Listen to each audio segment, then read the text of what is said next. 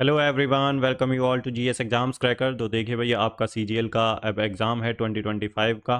तो इस क्लास में हम क्या करने वाले हैं, इस सीरीज़ में हम क्या करने वाले हैं, मैं आपको बता देता हूं। तो इस सीरीज़ में हम देखिए सीजीएल 2024 के जितनी भी शिफ्टों में क्वेश्चंस आए हैं जीके जीएस के, उनका निचोड़ लेके आए हैं।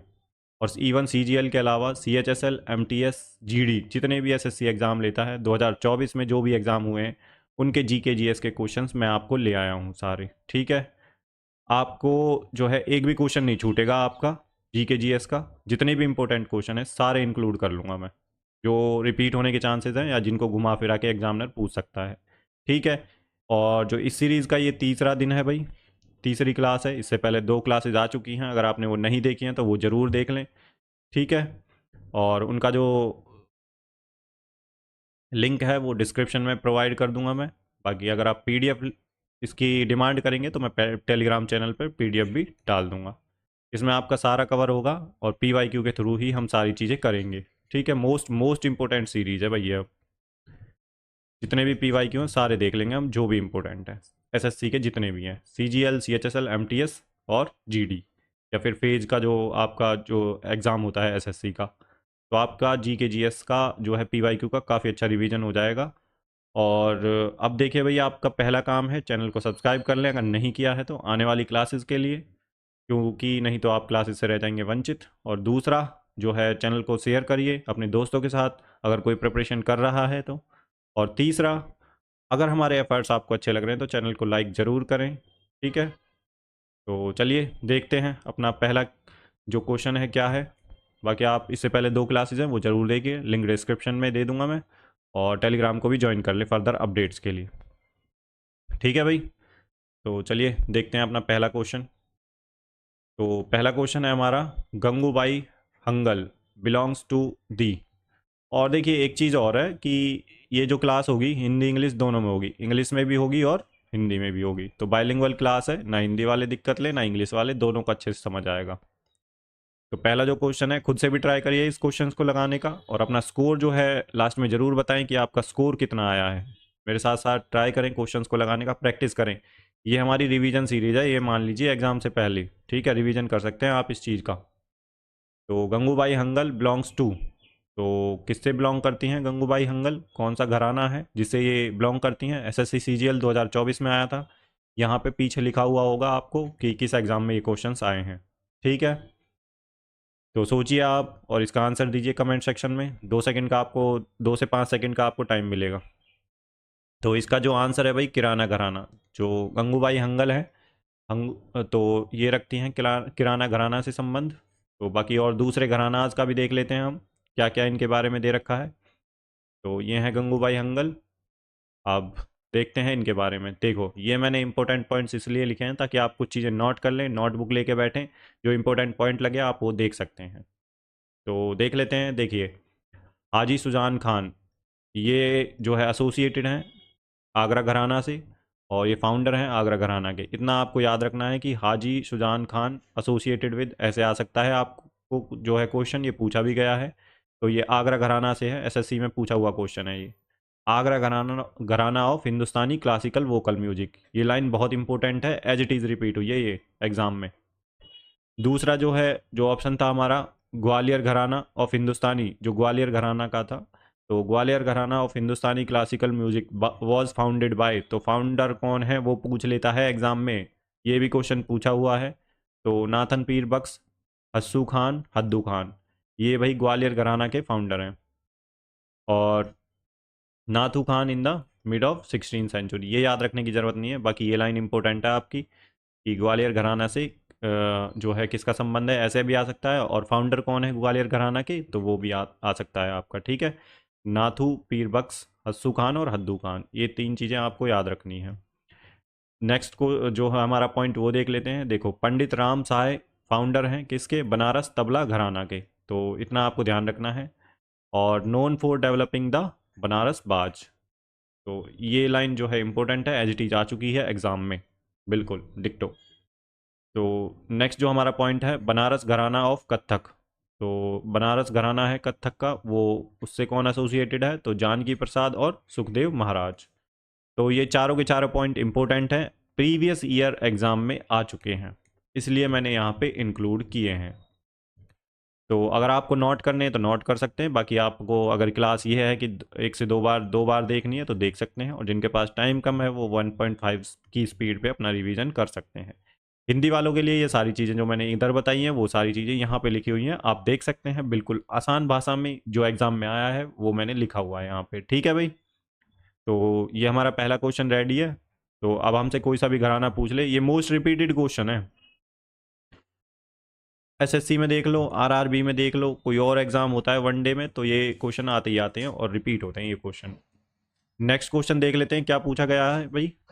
तो एसएससी सीजीएल 2024 का ही क्वेश्चन है ये। The non corporation movement was called off after which of the following incident. तो निम्नलिखित में से, देखिए हिंदी और इंग्लिश में दोनों में पढ़ाऊंगा, चिंता ना करें आप, बिल्कुल भी हिंदी वाले टेंशन ना लें कि इंग्लिश में ही पढ़ा रहे हैं, सारी चीज़ें समझ आएंगी आपको। तो निम्नलिखित में से किस घटना के बाद असहयोग आंदोलन को बंद कर दिया गया था। तो कौन सी घटना हुई थी जिसके बाद जो है असहयोग आंदोलन को बंद कर दिया गया था। तो ये आपको सबको पता होगी, वो थी चोरा चोरी इंसिडेंट, जिसके बाद गांधी जी ने नॉन कॉर्पोरेशन मूवमेंट को बंद कर दिया था। तो option third is the right answer. अब देख लेते हैं हम दूसरी जो ये हुई है, ये काकोरी ट्रेन रॉबरी कब हुई है, कोमागाता मारू इंसिडेंट कब हुआ है, और फर्स्ट वर्ल्ड वॉर कब हुआ था। इनके बारे में थोड़ा थोड़ा देख लेते हैं जो एग्जाम में पूछा जा सकता है। ठीक है, तो जो काकोरी जो ट्रेन रॉबरी है वो 1925 में हुई थी, और कोमागाता मारू जो इंसिडेंट है वो 1914 में हुआ है। रिपीट है, बिल्कुल ऐसे ही क्वेश्चन पूछा गया है, ईयर पूछ लेता है। कोमागाता मारू इंसिडेंट 1914 में हुआ है। ठीक है, और non corporation movement was formally launch by Mahatma Gandhi on 1 अगस्त 1920। तो जो नॉन कॉर्पोरेशन मूवमेंट है ये महात्मा गांधी जी ने 1 अगस्त 1920 को लॉन्च किया था। ठीक है, ये हिंदी में दे रखा है, आप पढ़ें जरूर से। नेक्स्ट पॉइंट क्या है हमारा, तो इसका जो है मेन जो है एम क्या था इस मूवमेंट का, नॉन कॉर्पोरेशन मूवमेंट का। तो इसका था भाई सेल्फ गवर्नेंस टू इंडिया। तो persuading the British government to grant self governance to India, तो ये इसका उद्देश्य था। नेक्स्ट पॉइंट देख लेते हैं, the movement was suspended in February 1922। तो इस मूवमेंट को फरवरी 1922 में सस्पेंड कर दिया गया था, क्योंकि चोरा चोरी की घटना हो गई थी, फॉलोइंग द चोरा चोरी इंसिडेंट। जो इंपॉर्टेंट पॉइंट लगे आप उन्हें नोट कर सकते हैं साथ के साथ। ठीक है डियर लर्नर्स, तो चलिए नेक्स्ट क्वेश्चन देख लेते हैं अपना क्या है। तो नेक्स्ट क्वेश्चन जो पूछा गया है भाई, ये है क्वेश्चन आपका एसएससी सीजीएल 2024 का पूछा गया है, और ये जो क्वेश्चन है मैं लिख दूंगा, अगर कोई मेंस का क्वेश्चन है तो उसके पीछे भी लिखा हुआ होगा, और प्री का क्वेश्चन है तो वो भी लिखा हुआ होगा, आप उस चीज़ की टेंशन ना लें, सारे पीवाईक्यू क्वेश्चन रहेंगे आपके। तो जो हमारा क्वेश्चन है, with reference to Ishwar Chand Vidyasagar consider the following statement. तो ईश्वर चंद विद्यासागर के संदर्भ में निम्नलिखित कथनों पर विचार कीजिए। तो पहला जो स्टेटमेंट दे रखा है, दूसरा स्टेटमेंट, तीसरा स्टेटमेंट। तो पहला स्टेटमेंट क्या कह रहा है, he protested child marriage and polygamy. दूसरा स्टेटमेंट देख लेते हैं, due to his efforts the first Hindu widow remarriage act 1856 was introduce. तो ये बिल्कुल सही स्टेटमेंट है जो ईश्वर चंद विद्यासागर जी के बारे में है। इन्होंने जो है विडो रीमैरिज के लिए काफ़ी काम किया है, इनके एफर्ट से ही जो विडो रीमैरिज एक्ट आया था 1856, इनके ही एफर्ट से आया था। He was primarily known for his scholarship in Persian language. ये स्टेटमेंट सही नहीं है। तो पहली स्टेटमेंट क्या है, he protested child marriage and polygamy. तो चाइल्ड मैरिज के लिए भी इन्होंने काफ़ी काम किया है और बहुविवाह के लिए भी। तो उन्होंने बाल विवाह और बहुविवाह का विरोध किया। तो ये आपको ध्यान रखना है। ठीक है, तो बाल विवाह के अगेंस्ट थे और पॉलीगैमी के भी अगेंस्ट थे। पॉलीगैमी होती है बहुविवाह। ठीक है, तो ऑप्शन जो है ऑप्शंस देख लेते हैं क्या है। तो ऑप्शन ए और बी जिसमें है, तो दूसरा सही है भाई इसका, ए एंड बी। ठीक है भाई, option second is the right answer, क्योंकि ये दोनों स्टेटमेंट सही हैं और सही पूछी है इन्होंने। यहाँ पे ज़रूर ध्यान रखना है आपको, करेक्ट है या इनकरेक्ट है ये ज़रूर। कई बार बच्चे क्या करते हैं, आप भाई जल्दबाजी में होते हैं, टाइम कम होता है, एक तो टाइम ही इतना है एग्ज़ाम में, तो उसमें सारे पोर्शंस आपको करने होते हैं, तो इतना कई बार यहाँ से हमारे माइंड से स्लिप हो जाता है, यहाँ पे नॉट लिखा है या करेक्ट लिखा है। ठीक है, नॉट करेक्ट भी पूछ लेता है कई बार, तो इतना आपको ध्यान रखना है भाई। अब देख लेते हैं थोड़ा ईश्वर चंद विद्यासागर जी के बारे में। देखो ये इंपॉर्टेंट पॉइंट्स हैं। तो Ishwar Chand Vidyasagar is known 4 founding Bethune school. तो ये क्वेश्चन बिल्कुल आया हुआ है एसएससी में, आरआरबी में, डिफरेंट एग्जाम्स में पूछा गया है, रिपीटेडली पूछा जाता है और ये क्वेश्चन, क्योंकि सोशल रिफॉर्मर्स से क्वेश्चन आते हैं। ठीक है भाई। तो बैथुन स्कूल की जो है स्थापना करी थी ने इन्होंने, India's first school for women education, women's education in 1849। बहुत ही इंपॉर्टेंट जो लाइन है, ये लिख लें, कहीं पे ऐड कर लें भाई आपके नोट्स में। और दूसरा है, he also played a key role in establishing the Hindu widow remarriage act 1856 which legalise the remarriage of Hindu widow. तो ये भी इंपॉर्टेंट है, पूछा गया है ये क्वेश्चन भी। तीसरा जो पॉइंट है जो है, he founded the Bengal social service society in 1841 में।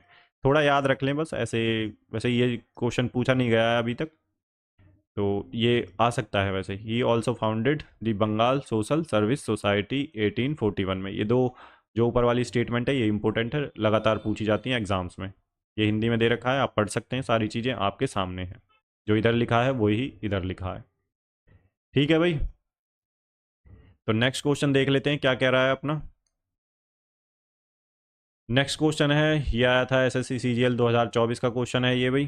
तो which industrial policy marked the beginning of liberalisation in the Indian industry reducing the restrictions on private companies. तो किस औद्योगिक नीति ने निजी कंपनियों पर प्रतिबंध को कम करते हुए भारतीय उद्योगों में उदारीकरण की शुरुआत को चिन्हित किया।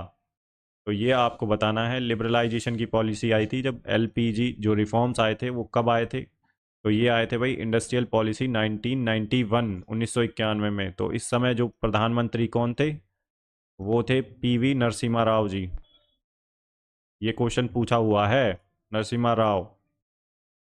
और फाइनेंस मिनिस्टर कौन थे उस टाइम के, तो डॉक्टर मनमोहन सिंह जी उस टाइम के, मनमोहन सिंह जी उस टाइम के जो है फाइनेंस मिनिस्टर थे। तो ये दोनों चीज़ें आपको याद रखनी है। अब आप तीसरी चीज़ आप मुझे बताएंगे, जो एलपीजी रिफॉर्म्स हैं वो किस जो है 5 ईयर प्लान में आए थे। 5 ईयर प्लान्स चल रहे थे भाई, ठीक है। तो किस 5 ईयर प्लान के अंदर ये एलपीजी रिफॉर्म्स आए थे, कौन सा 5 ईयर प्लान चल रहा था उस टाइम पे, तो ये आप कमेंट सेक्शन में ज़रूर बताएंगे। कोई बात नहीं, अगर नहीं पता है तो आप ज़रूर देखिए, जो है ये जो क्वेश्चन मैं पूछ रहा हूँ आपसे ये आया हुआ क्वेश्चन है एसएससी का। ठीक है, तो अगर आपको नहीं पता है तो गूगल करिए, अपने नोट्स में देखिए ज़रूर, तो आपको चीज़ें पता चल जाएंगी। ठीक है, तो ये आपको कमेंट सेक्शन में ज़रूर लिखना है। गूगल पे देखिए, आपने नोट्स में कहीं ऐड कर रखा है तो वो देखिए। ठीक है भाई। तो इसका जो आंसर है वो है इंडस्ट्रियल पॉलिसी 1991। नेक्स्ट हमारा जो क्वेश्चन है वो है, the name of the straight between the Pacific and Arctic ocean separating the Chukchi peninsula of Russia Russian far east from the seaward peninsula of Alaska is the. तो प्रशांत और Arctic महासागरों के बीच जलडमरू का नाम अलास्का के Seward प्रायद्वीप से रूसी सुदूर पूर्व के चुक्ची प्रायद्वीप को अलग करता है। तो एसएससी सीजीएल 2024 का क्वेश्चन है, तो ये स्ट्रेट के बारे में पूछ रहा है। इधर तो जो है एशिया का जो रशिया वाला एरिया है, रशिया का चुक्ची पेनिनसुला है, और इधर अलास्का जो आता है, ठीक है, अलास्का। तो यहाँ पे एक स्ट्रेट पड़ती है, तो इस स्ट्रेट का नाम क्या है भाई, तो उस स्ट्रेट का नाम आपको बताना है। तो ये है बेयरिंग स्ट्रेट, बेयरिंग स्ट्रेट। तो इतना आपको ध्यान रखना है। ठीक है भाई। तो रसिया और अलास्का को अलग करता है, यहाँ पे ये आर्कटिक ओशन है और बाकी ये जो है पैसिफिक ओशन है। बाकी हम देख लेते हैं दूसरी चीज़ों के बारे में एक बार, जो दूसरी स्ट्रेट हैं जो, और Davis strait, Florida strait, Messina strait के बारे में, इन सब के बारे में हम एक बार देख लेते हैं थोड़ा थोड़ा, क्योंकि आने वाले एग्जाम में पूछ सकता है। तो इसका जो आंसर है वो है option third, bearing straight. Repeated question है ये, काफ़ी ज़्यादा बार पूछा हुआ है। बियरिंग स्ट्रेट का इंटरनेशनल जो डेट लाइन है वो भी यहीं से पास करती है। तब देखिए ये रहा, Davis Strait separates Greenland and Baffin island. तो अगर सेपरेट की बात करें तो ग्रीनलैंड और बैफिनलैंड को अलग करती है, जो कि कनाडा में है, ठीक है। और अगर कनेक्ट की बात करें तो बैफिन बे को कनेक्ट करती है to the north and the Labrador sea to the south. तो यहाँ पे मैंने सेपरेट भी दे रखा है कि स्ट्रेट जो है किसको सेपरेट करती है, और कनेक्ट किसको करती है ये भी दे रखा है। तो आप पढ़ सकते हैं, बहुत ही इससे बाहर नहीं पूछेगा अगर आपको ये स्ट्रेट पूछ ली तो। नेक्स्ट जो हमारा पॉइंट है, Florida state separate the Florida peninsula and the Florida की फ्रॉम क्यूबा। तो ये सेपरेट करता है और कनेक्ट किसको करती है, जो फ्लोरिडा स्टेट है, gulf of Mexico and Atlantic ocean. Important point है, याद रख सकते हैं। स्टेट ऑफ मशीना सेपरेट करती है सिसिली फ्रॉम मेनलैंड इटली। तो सिसिली जो आइलैंड है उसको मेनलैंड इटली से अलग करती है, जो स्ट्रेट है मशीना स्ट्रेट है, और कनेक्ट किसको करती है, Tyrrhenian sea to the north with the Ionian sea to the south. तो ये सारी चीज़ें हिंदी में भी लिखी हुई हैं, आप यही चीज़ें जो है याद कर सकते हैं, इंपॉर्टेंट पॉइंट्स आप नोट कर सकते हैं सारे, ठीक है भाई। तो चलिए नेक्स्ट क्वेश्चन देख लेते हैं क्या है। CGL 2024 का क्वेश्चन है प्री का। तो which committee identified the existence of legal provisions for implementation of some of the fundamental duties. तो किस समिति ने कुछ मौलिक कर्तव्यों के कार्यान्वयन के लिए कानूनी प्रावधानों के अस्तित्व की पहचान की। तो कौन सी कमेटी है आपको बताना है। तो आप सोचिए, आप एक बार ट्राई करिए इस क्वेश्चन को। तो इसका जो आंसर है वो है justice Verma committee, option second is the right answer. अब जो मूला कमेटी है, जो है स्प्रे कमेटी है, और VR कृष्णन अय्यर कमेटी है, इनके बारे में भी देख लेते हैं। बाकी ये क्वेश्चन आप याद रखें वर्मा कमेटी का, ये रिपीट हो सकता है क्वेश्चन आने वाले एग्जाम्स में, ठीक है। तो देखिए जो मूला कमेटी है वो किससे एसोसिएटेड है। तो ऑल इंडिया कमेटी है जेल रिफॉर्म्स के लिए, जो बनी थी 1980 में। तो मूला कमेटी जेल रिफॉर्म्स के लिए ये क्वेश्चन आ चुका है, ठीक है भाई, एग्जैक्टली स्टेटमेंट आ चुकी है। मूला कमेटी एसोसिएटेड विद किससे संबंधित है, तो जेल रिफॉर्म से संबंधित है। बाकी justice Sapre committee 6 member expert panel है, appointed by supreme court of India, March 2023 में अपॉइंट की गई थी ये, to investigate the Adani Hindenburg case जो हुआ था उसको इन्वेस्टिगेट करने के लिए। और justice VR Krishna Iyer committee, ये नेशनल एक्सपर्ट कमेटी है ऑन वुमेन प्रिजनर्स, जो वुमेन प्रिजनर्स हैं उनके लिए बनाई गई थी ये, ठीक है। और ये बनाई गई थी 1986 में। तो justice VR Krishna Iyer committee, तो तीनों कमेटीज़ के नाम आपको पता होने चाहिए, आ सकते हैं एग्जाम में, ठीक है, इंपॉर्टेंट है। ये दो कमेटी ऑलरेडी पूछी जा चुकी हैं SSC में, और RRB में भी आई थिंक पूछी जा चुकी हैं ये। नेक्स्ट जो क्वेश्चन है वो देख लेते हैं क्या है। तो विच of the following articles of Indian constitution deals with the parliament and it's proceeding. CGL 2024 का क्वेश्चन है। तो भारतीय संविधान के निम्नलिखित में से कौन सा अनुच्छेद संसद और इसकी कार्यवाही से संबंधित है। तो जो आपको बताना है पार्लियामेंट है, और उसकी जो वर्किंग है, फंक्शंस हैं, वो जो आर्टिकल है वो कितने से कितने आर्टिकल के बीच में दे रखा है, ये आपसे पूछा है कौन कौन से आर्टिकल के बीच में है वो। तो आर्टिकल 79 से लेके 122 तक जो है Indian constitution deals with the parliament and उस इट्स प्रोसीडिंग, तो उसकी कार्रवाई से संबंधित है और पार्लियामेंट से। तो आर्टिकल 79 से लेके 122 तक। और आर्टिकल जो है 51A किससे संबंधित है। तो आर्टिकल 51A जो है फंडामेंटल ड्यूटीज़ से संबंधित है, ठीक है भाई। 11 फंडामेंटल ड्यूटीज़ हैं, और जो 11वीं फंडामेंटल ड्यूटी है जो मैं बोल रहा हूँ उस पर ध्यान दें, ये ऐड करी गई थी 86 कॉन्स्टिट्यूशन अमेंडमेंट एक्ट हुआ था 2002 में, तब ये ऐड करी गई थी, ठीक है। आई कब थी फंडामेंटल ड्यूटीज़, तो 42nd कॉन्स्टिट्यूशन अमेंडमेंट एक्ट आया था 1975 में, तब ये ऐड करी गई थी। और ये एक चीज़ आप मुझे बताएंगे कि कौन सी कमेटी थी जिसके जो है रिकमेंडेशन पे ये जो फंडामेंटल ड्यूटीज़ हैं वो ऐड करी गई थी, ठीक है। और मैं पार्ट बता देता हूँ, तो ये आती हैं आपकी पार्ट 4A में। और आर्टिकल कौन सा है, सिर्फ एक ही आर्टिकल है जिसमें फंडामेंटल ड्यूटीज़ दे रखी हैं, वो है 51A। बाकी आप मुझे ये बताएंगे जो कमेटी थी वो कौन सी थी, ठीक है, जिसकी वजह से जो फंडामेंटल ड्यूटीज़ हैं वो ऐड करी गई थी, ठीक है। इतना आपको ध्यान रखना है भाई। और ये किस देश से इंस्पायर्ड है, किस देश के कॉन्स्टिट्यूशन से हमने ली हैं, वो भी आपको बताना है। नहीं पता तो गूगल करिए डियर लर्नर्स, ठीक है, आप गूगल करेंगे, आप देखेंगे, फिर कमेंट सेक्शन में लिखेंगे, चीज़ें याद हो जाएंगी। तो ये छोटे छोटे एफर्ट ही आपको एग्जाम में बहुत फ़ायदा दिलाएंगे। नेक्स्ट जो ऑप्शन है हमारे पास वो है आर्टिकल 36 से 51। तो 36 से 51 क्या है, तो ये है भाई DPSP, directive principles of state policy, राज्य के नीति निर्देशक सिद्धांत, जो 36 से लेके 51 तक ये DPSP है। और किस पार्ट में है, तो ये है आपका पार्ट 4 में। इतना आपको ध्यान रखना है डीपीएसपी के बारे में। और डीपीएसपी आयरलैंड के कॉन्स्टिट्यूशन से हमने ली है, आयरलैंड से, ठीक है। तो इतना आपको ध्यान रखना है। नेक्स्ट जो ऑप्शन 4 है उसमें क्या है, तो ये आर्टिकल 12 से 35, तो ये हैं भाई हमारे फंडामेंटल राइट्स जो दे रखे हैं आर्टिकल 12 से 35 में। और पार्ट कौन सा है जिसमें फंडामेंटल राइट्स दे रखे हैं, तो पार्ट 3 में, पार्ट 3 में है और आर्टिकल 12 से 35 तक है। इतना आपको ध्यान रखना है। 6 फंडामेंटल राइट्स हैं, आपको उनके बारे में पता होना चाहिए, ठीक है, सभी के बारे में। और स्टेट की डेफिनेशन आपको पता होनी चाहिए, कई बार पूछ लेते हैं। तो इन सब चीज़ों के बारे में आपको थोड़ी जानकारी होनी चाहिए भाई। पॉलिटी से क्वेश्चन आते हैं तो इसका जो आंसर है वो है option 3 is the right answer. Next जो क्वेश्चन है वो देख लेते हैं, जो आया था एसएससी सीजीएल 2024 में। What was India's annual exponential growth rate as per the 2011 census. तो 2011 की जनगणना के अनुसार भारत की जो वार्षिक घातांकी जो है वृद्धि दर क्या थी, एक्सपोनेंशियल ग्रोथ रेट। तो वो आपको बताना है। सोचिए एक बार, इसका आंसर कमेंट सेक्शन में देने की कोशिश करिए।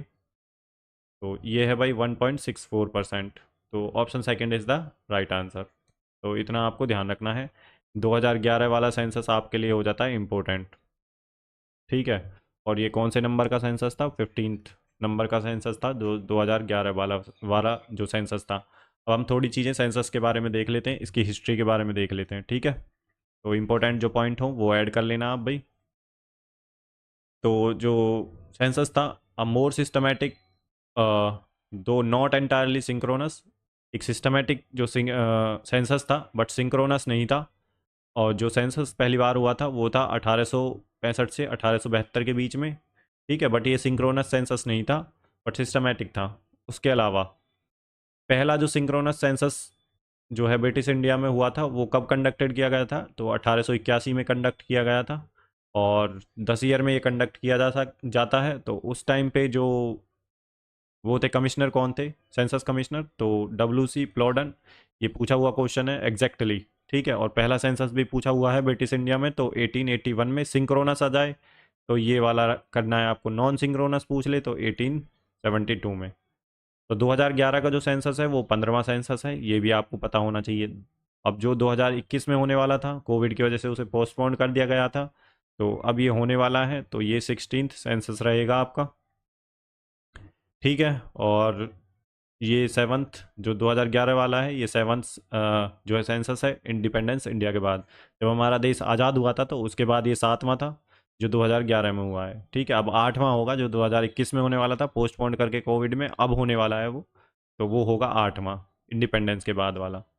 और द डेशीनियल 10 साल बाद होता है जो है census conducted by office of the registrar general and census commissioner. तो ये जो कंडक्ट किया जाता है registrar general and census commissioner के ऑफिस के अंडर आता है। और मिनिस्ट्री ऑफ होम अफेयर्स, ये इंपॉर्टेंट क्वेश्चन है। देखिए अब सेंसस चलेगा, न्यूज़ में भी काफ़ी है, तो क्वेश्चन आने की पूरी पूरी संभावना है इस पे की। और जब population census is a union subject, ये जो पॉपुलेशन सेंसस है ये एक यूनियन सब्जेक्ट है। किस आर्टिकल के अंडर है, article 246 of constitution of India, ठीक है। तो आर्टिकल 246 में दे रखा है, तो ये यूनियन सब्जेक्ट है जो पॉपुलेशन सेंसस है, और यूनियन सब्जेक्ट के अंडर दे रखा है।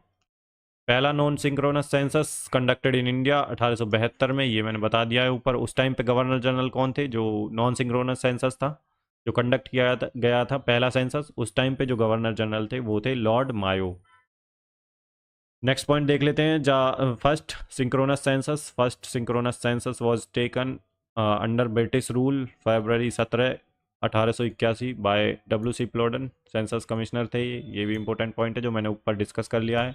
बाकी एक और पूछ सकता है आपसे, socio economic and caste census जो है कंडक्ट किया गया था 2011 में, for the first time since 1931। पहली बार 1931 में हुआ था, उसके बाद 2011 में हुआ है ये जो है socio economic and caste census. तो ये सारी चीज़ें इंपॉर्टेंट है भाई, ये किसी ना किसी एग्ज़ाम में पूछी गई हैं, किसी ना किसी शिफ्ट में आपके एसएससी में। तो ये वही पॉइंट है जो पीवाईक्यू में आए हुए हैं, तो मोस्ट इंपॉर्टेंट पॉइंट है, नोट कर लें अपने किसी डायरी वगैरह में, अगर आपको नहीं पता है, नहीं तो रिवीजन कर ले, ठीक है।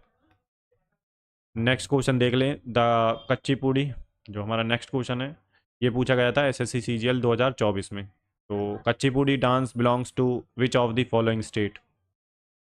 तो कच्चीपुड़ी नृत्य निम्नलिखित में से किस राज्य से संबंधित है? तो ये है भाई आपका क्लासिकल डांस।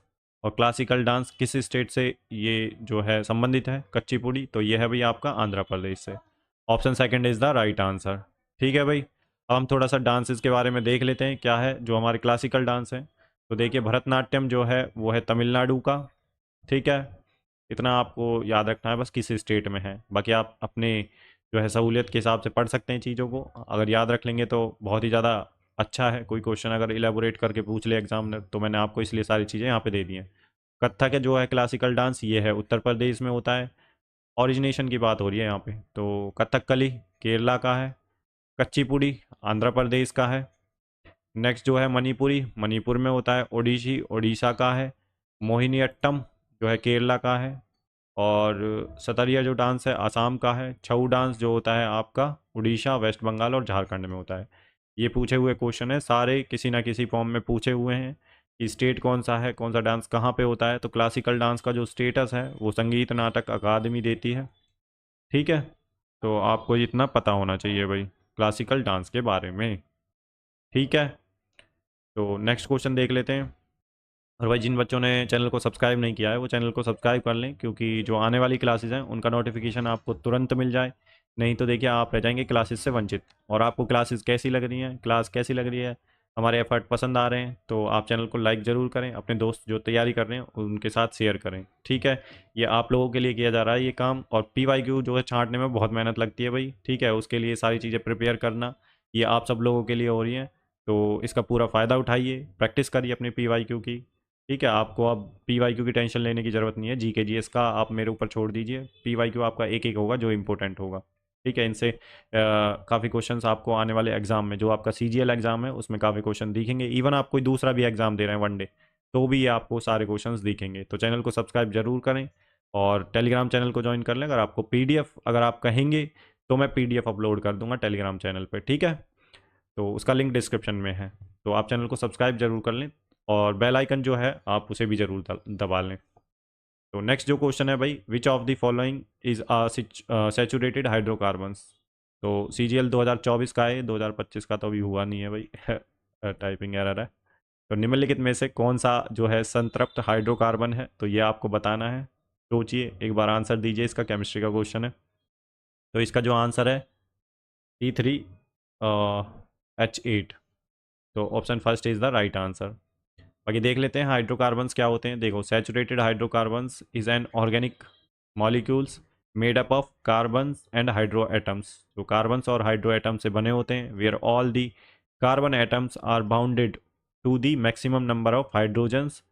जो एटम होते हैं जो है all the carbon atoms are bonded to the maximum number of hydrocarbon atoms and only have single bond between them. तो ये सैचुरेटेड हाइड्रोकार्बन्स होते हैं। कई बार डेफिनेशन पूछ लेते हैं आपसे, तो ये जरूर याद रखनी है आपको। ठीक है, कि हाइड्रोकार्बन्स क्या होते हैं।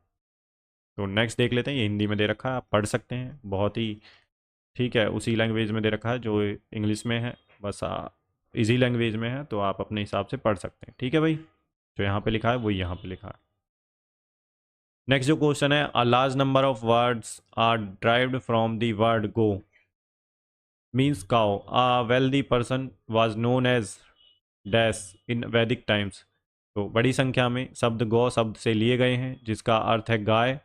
तो वैदिक काल में एक धनी व्यक्ति को डैश के नाम से जाना जाता था, तो जिसके पास बहुत ज़्यादा गाय होती थी, भाई नंबर ऑफ कैटल्स होती थी जिसके पास। ठीक है, तो वही वेल्दी पर्सन होता था अर्ली वैदिक पीरियड में, जो वैदिक पीरियड है। ठीक है, तो इसको बोलते हैं गोमत।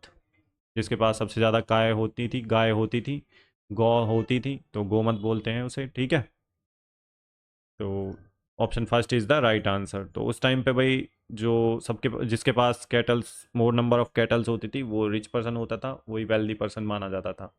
ठीक है, अर्ली वैदिक पीरियड में। लेटर वैदिक पीरियड में थोड़ा चेंज हुआ, उसमें लैंड की जो है वो बढ़ गई थी, कि जिसके पास ज़्यादा लैंड है उसमें अपना एम्पायर इंक्रीज करने की कोशिश करी गई थी, तो उस पर ज़्यादा ध्यान दिया गया था। तो लैंड जो है वो बन गई थी जो है इम्पोर्टेंट वेल्थ का, इम्पोर्टेंट वेल्थ। फर्स्ट में जो थी वो थी कैटल्स, गाँव। ठीक है, और दूसरे में था लैंड। लैंड के ऊपर जो लेटर वैदिक पीरियड आया था, और ये है अर्ली वैदिक पीरियड। तो अर्ली वैदिक पीरियड में गाय जो थी, कैटल्स जो थी, जिसके पास सबसे ज़्यादा थी वो थी, उसे वेल्दी माना जाता था। और फिर इस ये थोड़ा शिफ्ट हुआ लेटर वैदिक पीरियड में, तो यहाँ पे लैंड की इंपॉर्टेंस ज़्यादा बढ़ गई, एग्रीकल्चर लैंड। ठीक है। जितनी भी ज़्यादा जिसके पास लैंड होती थी सब सिक्योर करने लग गए। जो राजा होते थे वो ज़्यादा लैंड के लिए युद्ध करते थे, जो मोस्टली वॉर्स होते थे वो लैंड को, ज़्यादा नंबर ऑफ लैंड को सिक्योर करने की कोशिश करते थे, क्योंकि एग्रीकल्चर लैंड होती थी। ठीक है भाई, तो इतना आपको ध्यान रखना है। नेक्स्ट क्वेश्चन देख लेते हैं क्या है। तो in which state of the India, और देखिए भाई ह्यूमन एरर है, कभी भी हो सकता है। अगर कई बार कोई चीज़ें ऐसी होती हैं कि स्लिप ऑफ द टंग हो जाती है, तो आप उन सब चीज़ों पे ध्यान ना दें, आप सिर्फ क्वेश्चन पे ध्यान दें। यहाँ पे सारी चीज़ें लिखी हुई हैं। अगर आपको लगता है कि कुछ एक्स्ट्रा इसमें और इन्फॉर्मेशन ऐड की जा सकती है, तो आप अपना जो है इन्फॉर्मेशन कमेंट सेक्शन में लिखिए, ताकि और लोगों को भी पता चल सके। ठीक है। बाकी आप ऐसे स्पेलिंग मिस्टेक गलत है, ये गलत है, वो गलत है, तो इस इन सब चीज़ों पे ध्यान ना देते हुए जो कॉन्टेक्स्ट है क्वेश्चन का वो ज़्यादा समझें, उस पे ज़्यादा ध्यान देना है। मैं आपको ये पहले ही बता दूं कि ह्यूमन एरर है, हो सकता है भाई। ठीक है। वो आपसे भी हो सकता है, मेरे से भी हो सकता है, किसी भी पर्सन से हो सकता है। तो उस चीज़ को ना ध्यान रखते हुए आप ये देखिए कि जो PYQ क्वेश्चंस हैं क्या उसका कॉन्टेक्स्ट ठीक है, बस। ठीक है, कॉन्टेक्स्ट हमें ज़्यादा इंपॉर्टेंट है PYQ में, ना कि ऐसे ऐसे एक एक वर्ड को चेक करना ये सही है गलत है। इस पे ध्यान देंगे तो फिर आप एग्ज़ाम की प्रिपरेशन कब करेंगे भाई? ऐसे स्पेलिंग्स पे बहुत ज़्यादा ध्यान देंगे तो उस चीज़ को ध्यान नहीं देना है। स्लिप ऑफ टंग पे ध्यान नहीं देता है, देना है। ह्यूमन एरर है, हो सकता है। ठीक है। बाकी आपको अपनी स्टडी पे ध्यान देना है, और बस आप प्रैक्टिस करिए, रिवीजन करिए, वो ज़्यादा इंपॉर्टेंट है। ठीक है। तो in which state of India the Chandraprabha wildlife sanctuary located? 2024 का क्वेश्चन है CGL का। तो चंद्रप्रभा वन्यजीव अभयारण्य भारत के किस राज्य में स्थित है? तो ये आपको बताना है भाई किस राज्य में स्थित है। तो ये उत्तर प्रदेश में स्थित है भाई। Option third is the right answer. ठीक है। अब कुछ और देख लेते हैं उत्तर प्रदेश की कौन कौन सी हैं। तो दुधवा नेशनल पार्क भी उत्तर प्रदेश में है। नेशनल चंबल जो है सेंचुरी वो भी उत्तर प्रदेश में है। नवाबगंज बर्ड सेंचुरी वो भी उत्तर प्रदेश में है। Pilibhit tiger reserve Uttar Pradesh. Chandraprabha wildlife century ये भी उत्तर प्रदेश। तो आपसे पूछ सकता है उत्तर प्रदेश की और आने वाली। ठीक है। बाकी गिर नेशनल पार्क जो है गुजरात में है, गिर नेशनल पार्क। और एक वाइल्ड एज सेंचुरी ये भी आपका जो है गुजरात में। बिहार में वाल्मीकि नेशनल पार्क है, वाल्मीकि नेशनल पार्क है। मध्य प्रदेश में कूनो नेशनल पार्क है, कूनो नेशनल पार्क। तो ये आपको ध्यान रखना है। ठीक है भाई, तो ये इम्पोर्टेंट है। बाकी देख लेते हैं नेक्स्ट क्वेश्चन जो पूछा गया है। तो ये CGL 2024 का क्वेश्चन है। The Parthiharas who first and had their capital at Bhinmal gained prominence during the rule of. तो भीनमल में पहली बार अपनी जो है राजधानी रखने वाले प्रतिहारों ने किसके शासन के दौरान प्रमुखता प्राप्त की? तो आप बताइए भाई। आपको बस इतना पता होना चाहिए इसमें कि प्रतिहार के जो रूलर्स थे वो कौन से थे। डायरेक्टली इसने चाहे कुछ भी ये राम कहानी दे दिया एग्जामिनर ने, हमारे पास ये पता होना चाहिए कि गुर्जर जो प्रतिहार थे उनके जो रूलर थे वो कौन कौन से थे, तभी आप इस क्वेश्चन को निकाल ले जाएंगे। जरूरी नहीं है ये सब पढ़ना। ठीक है, यह एग्जामिनर घुमाता है कई बार। तो आपको अगर ये पता है तो इसको क्वेश्चन का जो आंसर है वो है नागभट्ट। तो option first is the right answer. तो गुर्जर प्रतिहाराज के जो, ठीक है, नागभट्ट थे। और एक और थे इसके भोजा, भोज वन, भोजा वन। तो मिहिर भोज के नाम से जानते हैं, मिहिर भोज। तो इतना आपको पता होना चाहिए इन दोनों राजाओं के बारे में। तो ये किस डायनेस्टी से थे, डायनेस्टी आपको ज़रूर पता होनी चाहिए। ठीक है डियर लर्नर्स, अगर आप आज के बाद अगर आप डायनेस्टी पढ़ोगे तो सबसे पहले तो वो डायनेस्टी का टाइम पीरियड याद रखना है। दूसरा उसके फाउंडर कौन थे, उसके लीडर्स, SSC का ट्रेंड बता रहा हूँ जो पूछता है उसके लीडर्स के बारे में पूछता है, जो रूलर्स थे, लीडर नहीं रूलर्स। ठीक है, क्रोनोलॉजी याद रखनी है आपको। क्रोनोलॉजी याद ना भी रखें तो भी कोई दिक्कत नहीं है, लेकिन डायनेस्टी, उसका फाउंडर और उसके जो जो रूलर्स हुए हैं वो जरूर याद रखने। इनडायरेक्टली आपसे रूलर्स के बारे में पूछता है किस डायनेस्टी से एसोसिएटेड है। जैसे इसमें इनडायरेक्टली पूछा है कि ये सारी राम कहानी दे रखी है, लेकिन प्रतिहारा से कौन रिलेटेड है, एक ही है, नागभट्ट वन। ठीक है। तो इतना आपको, भाई कनिष्क किस में थोड़ी ना था, प्रतिहाराज में। कनिष्क किस में था आप बताओ? कुषाण डायनेस्टी का था ये। ठीक है। तो यहाँ पे क्या कर रहे हैं, कनिष्क जी गलत है ये। तो ऐसे ही आपको एलिमिनेट करना है। नागभट्टा जो है 1 इसका आंसर है। तो ये राम कहानी से डरना नहीं है, बस आपको ये देखना है कि कौन सी डायनेस्टी पूछी है, ठीक है। और ट्राईपार्टाइट एक स्ट्रगल चल रहा था किस किस के बीच में, गुज्जर प्रत्याराज के बीच में। तो यहाँ पे थे गुज्जर प्रत्याराज नॉर्थ वेस्ट में, इधर ईस्ट में थे पालाज, और यहाँ पे थे राष्ट्रकूटाज। राष्ट्रकूटाज तो इनके बीच में चल रहा था भाई ट्राईपार्टाइट स्ट्रगल कन्नौज को लेकर। कन्नौज स्ट्रेटजिक लोकेशन थी, तो इसलिए उसको लेकर इनके बीच में आपस में ट्राईपार्टाइट स्ट्रगल बोलते हैं। ये क्वेश्चन आया हुआ है, तो ये भी ध्यान रखना है भैया आपको। नेक्स्ट क्वेश्चन देख लेते हैं, 2024 का ये सीजीएल का। तो in India teachers day is celebrated annually on September 5 to mark the birth anniversary of. तो भारत में शिक्षक दिवस प्रतिवर्ष 5 सितंबर को किसके जन्मदिन दिन को चिन्हित करने के लिए मनाया जाता है। तो ये आपको बताना है भाई, बहुत ही फेमस क्वेश्चन है और बहुत ही ज़्यादा रिपीटेड क्वेश्चन है, कई बार पूछा जा चुका है ये क्वेश्चन। एसएससी सीजीएल में इंपॉर्टेंट क्वेश्चन है, एसएससी में पूछा गया है, और आरआरबी में भी आपका पूछा गया है, इवन स्टेट पीसीएस में भी ये पूछा जा चुका है ये क्वेश्चन। तो इसका जो आंसर है वो है ऑप्शन 3 सर्वपल्ली राधाकृष्णन जी, ठीक है। इतना आपको ध्यान रखना है। सुभाष चंद्र बोस आज़ाद हिंद फौज, आज़ाद आज़ाद हिंद फौज की स्थापना की इन्होंने, आज़ाद हिंद फौज तो सिंगापुर में कब करी थी, ये आप मुझे बताएंगे। 1942 में, ठीक है, या 43 में। अब आप ये देखिए, मुझे ऐसे कन्फ्यूजन होंगे आप एग्जाम में, अगर आ गया 1942, 1943, 1941 तो कैसे करेंगे आप। तो इसलिए आपको एग्जैक्ट डेट पता होनी चाहिए, और एग्जैक्ट डेट पता है तो कमेंट सेक्शन में ज़रूर लिखिए भाई आप, ये क्वेश्चन आप मुझे बताएंगे कमेंट सेक्शन में लिख के। और इन्होंने एक फॉरवर्ड ब्लॉक की स्थापना करी, फॉरवर्ड ब्लॉक, तो ये कब करी थी, 1939 में। और ये 2 बार आईएनसी के जो है आईएनसी इंडियन नेशनल कांग्रेस के प्रेसिडेंट भी बने हैं 2 बार।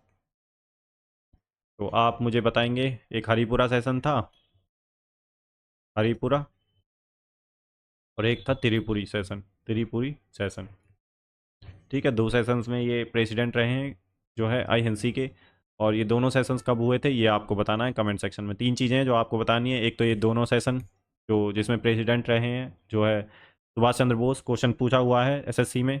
और दूसरा ये बताना है जो आज़ाद हिंद फौज थी, ठीक है, उसकी स्थापना इन्होंने कहाँ पे की और कब की, ये मुझे बताना है। और इस क्वेश्चन का जो आंसर है वो है सर्वपल्ली राधाकृष्णन, ठीक है भाई। तो ये चीज़ें आपको पता होनी चाहिए। नेक्स्ट क्वेश्चन देख लेते हैं क्या पूछा गया है भाई। नेक्स्ट क्वेश्चन, तो नेक्स्ट क्वेश्चन है भाई, विच of the following is a correct statement. तो इनमें से जो है करेक्ट स्टेटमेंट बतानी है आपको, सीजीएल 2024 का ही क्वेश्चन है ये। तो आपने अगर इकोनॉमी पढ़ी है थोड़ी बहुत तो इस क्वेश्चन को आप कर ले जाएंगे। तो इसका जो आंसर है वो है 4th, national income is NNP at factor cost. तो नेशनल इनकम के बारे में पूछ रहा है ये। तो इसका जो आंसर है वो है option 4, national income is NNP at factor cost. बाकी हम देख लेते हैं नेशनल इनकम क्या है।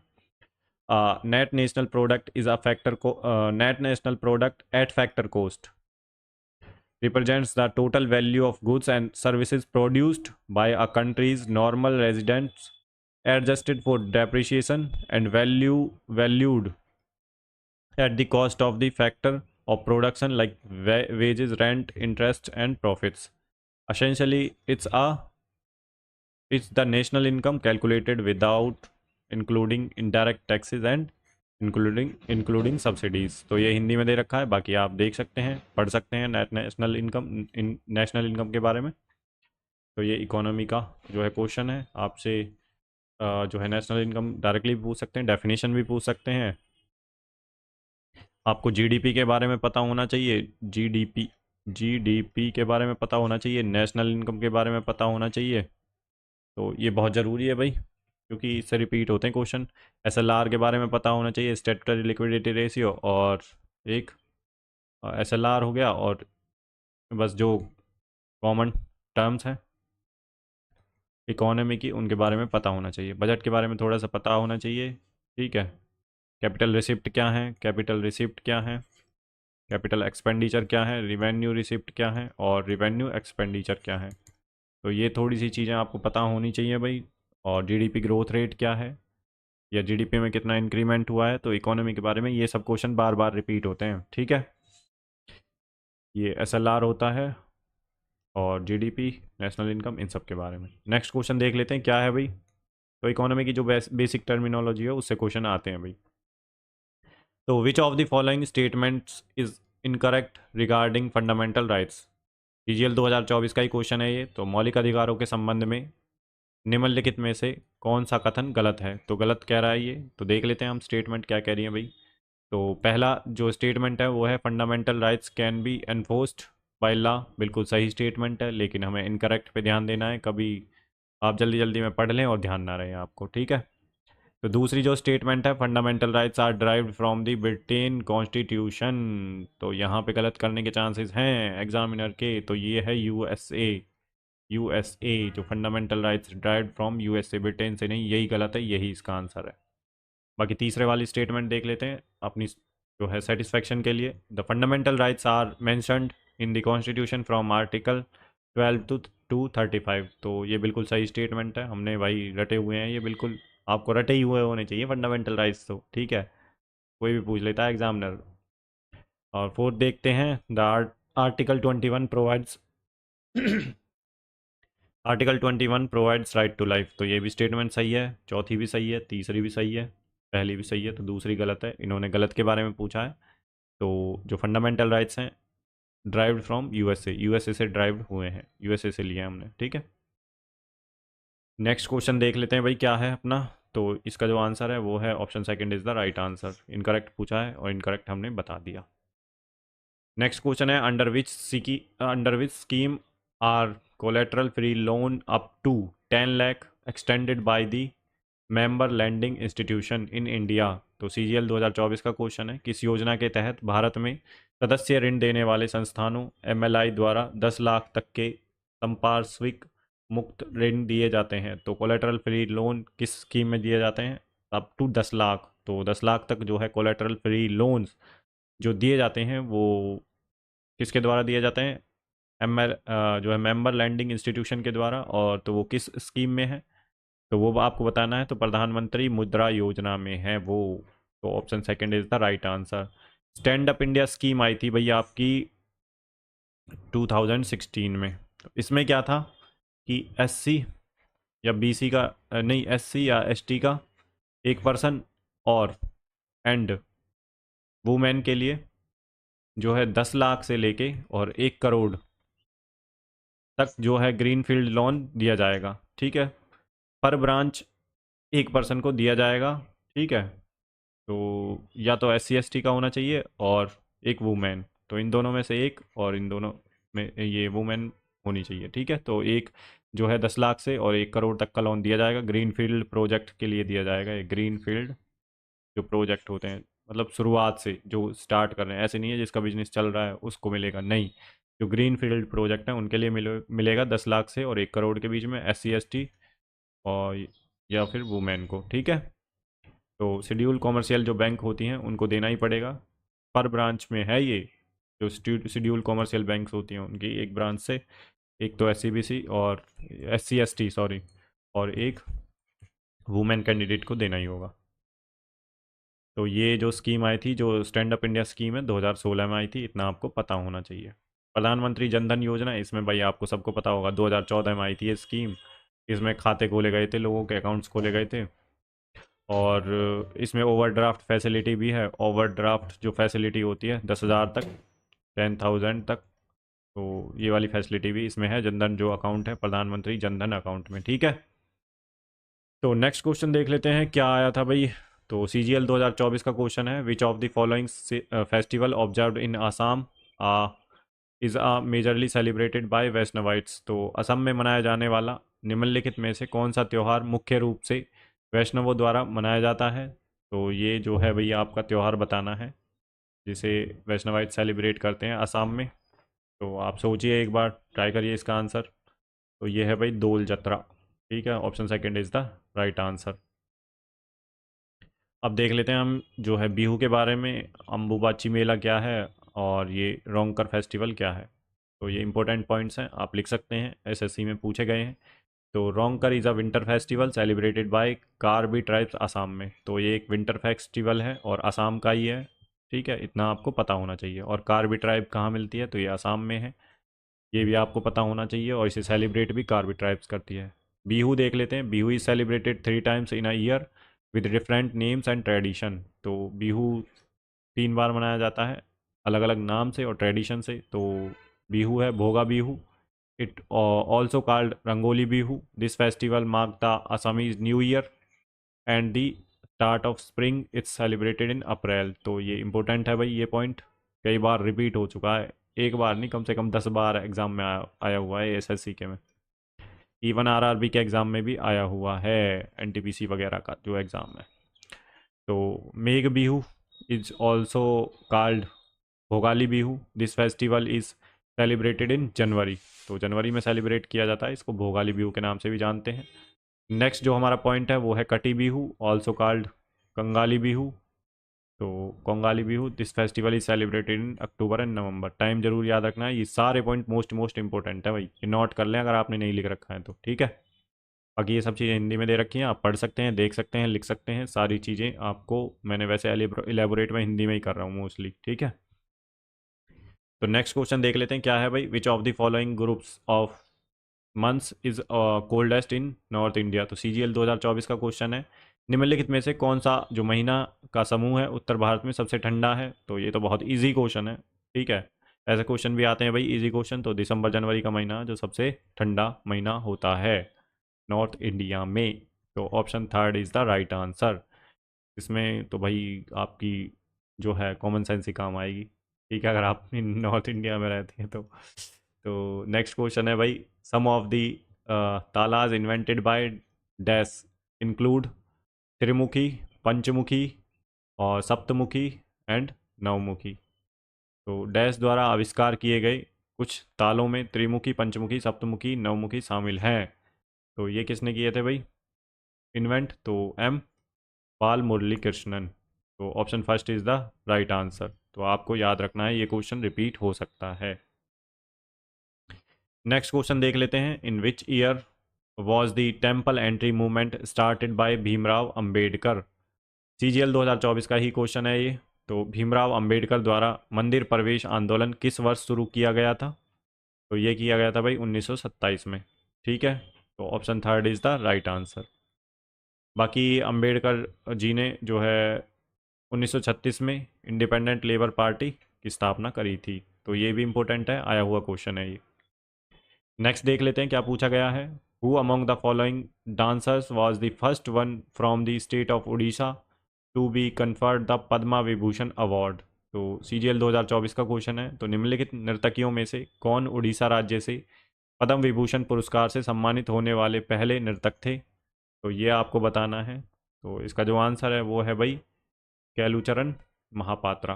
तो ये 2024 का ही क्वेश्चन है सीजीएल का। तो जिनको पद्मा विभूषण, पद्मा अवार्ड्स मिले हैं, पद्मा अवार्ड्स, उनके बारे में आपको ध्यान रखना है। भारत रत्न, पद्म भूषण, पद्म विभूषण, पद्म भूषण, पद्मश्री, जो इंपॉर्टेंट पर्सनालिटीज़ हैं वो आपको पता होना चाहिए। इवन भारत रत्न और पद्म विभूषण तो पता ही होने चाहिए।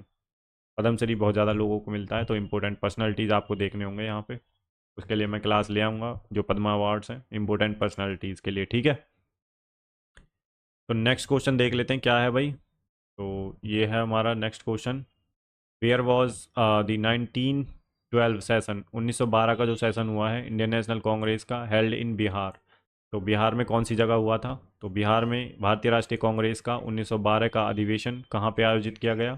तो ये बंकीपुर बिहार में हुआ था भाई, बंकीपुर में। तो option third is the right answer. Important question है, याद रख लें आप भाई, इसे रिपीट हो सकता है। सीजीएल 2024 में आया था, इवन एसएससी के और एग्जाम्स में पूछा गया है, ये क्वेश्चन मोस्ट इम्पोर्टेंट है। तो राव बहादुर रघुनाथ नरसिम्हा जो है मधोलकर, इसके प्रेसिडेंट थे उस टाइम पे आईएनसी के। ठीक है, जो बिहार में सेशन हुआ था बंकीपुरा में।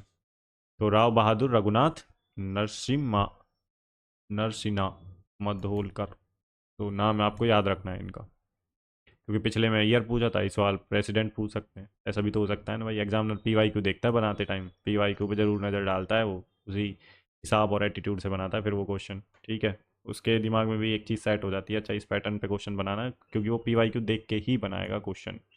तो नेक्स्ट देख लेते हैं, which ocean is encircling the continent of Antarctica and extend northward to 60 degree south latitude. CGL 2024 का क्वेश्चन है, कौन सा महासागर अंटार्कटिका महाद्वीप को घेरता है और उत्तर की ओर 60 डिग्री दक्षिण अक्षांश तक फैला हुआ है।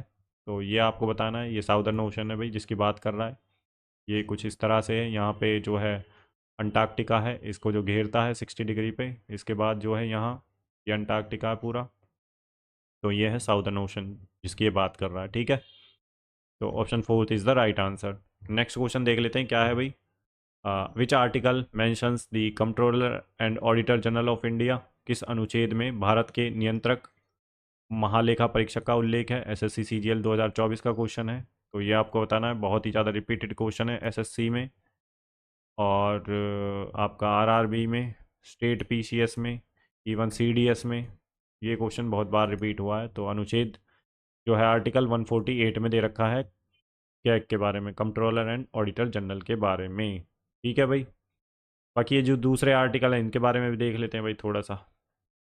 तो ये क्या है, तो आर्टिकल 156 इंडियन कॉन्स्टिट्यूशन का deals with the term of office of governor, office of governor से डील करता है। 156 आर्टिकल 154 क्या कह रहा है, Indian constitution vast the executive powers of each state of the governor. Governor की पावर्स दे रखी हैं आर्टिकल 154 में, बाकी ऑफिस दे रखा है 156 में। आर्टिकल 136 जो क्या कहता है, special leave to appeal by the supreme court. Anything in this chapter this the supreme court may in its discretion grant special leave to appeal from any judgment, decree, detention, sentence or order in any cause or matter passed or made by any court or tribunal in the territory of India। तो special leave to appeal by the supreme court, तो ये article 136 में दे रखा है, इतना पता होना चाहिए, 1 लाइनर पूछेगा एग्जाम में, ठीक है। तो डियर लर्नर्स, यहाँ पे हमारे मोस्ट इम्पोर्टेंट क्वेश्चंस कंप्लीट होते हैं। तो क्लास कैसी लगी, जो है अपने जो रिव्यूज़ हैं वो कमेंट सेक्शन में ज़रूर दें। बाकी चैनल को सब्सक्राइब कर लें आने वाली क्लासेस के लिए। आपको जो इम्पोर्टेंट क्वेश्चंस होंगे SSC में, जितने भी क्वेश्चन पूछे गए हैं वो सारे क्वेश्चन इंक्लूड किए जाएंगे, जितने भी हैं उनका निचोड़ लाया जाएगा, बिल्कुल निचोड़, ठीक है। तो यहाँ पे ये निचोड़ मिलेगा आपको, जितने भी इंपॉर्टेंट क्वेश्चन हैं, क्योंकि देखिए रिफ़ाइन करने का जो है हमारे पास टाइम है, हम कर सकते हैं, आपको वो रिफ़ाइन कंटेंट मिलेगा ताकि आपको ज़्यादा एफर्ट ना लगाने पड़े PYQ में, ठीक है। तो आपको पैटर्न जो है, एरियाज़, ये सब पता चलेंगे। उसके साथ साथ जो एक्स्ट्रा इन्फॉर्मेशन है कि एग्जामिनर इस स्टेप पे एक स्टेप आगे बढ़ सकता है, इस स्टेप पे पूछ सकता है, तो ये सारी चीज़ें हम यहाँ डिस्कस करेंगे, ठीक है। एक दिन मैं स्ट्रेटजी भी डिस्कस कर लूँगा। बाकी आप PYQ का अच्छे से रिवीजन करें, कोई अभी आपको कोई चीज़ लेने की ज़रूरत नहीं है। मैं PDF भी आप कहेंगे तो शेयर करूँगा जब आप कहेंगे, ठीक है। बच्चों के पोल्स आएंगे कि हाँ सर, जो है कमेंट सेक्शन में जब आप लिखेंगे कि PDF अपलोड कर दीजिए, तो मैं टेलीग्राम चैनल पे अपलोड कर दूंगा। लिंक डिस्क्रिप्शन में टेलीग्राम का ज्वाइन कर लें फर्दर अपडेट्स के लिए, ठीक है। अपने दोस्तों के साथ शेयर ज़रूर करें अगर वो एग्ज़ाम की प्रिपरेशन कर रहे हैं किसी की भी। तो GK GS और ये सब सेम होती है, जो स्टेट GK होती है भाई, मोस्टली एग्ज़ाम्स में सेम ही आती है, मोस्टली क्या सब में ही सेम आती है ये।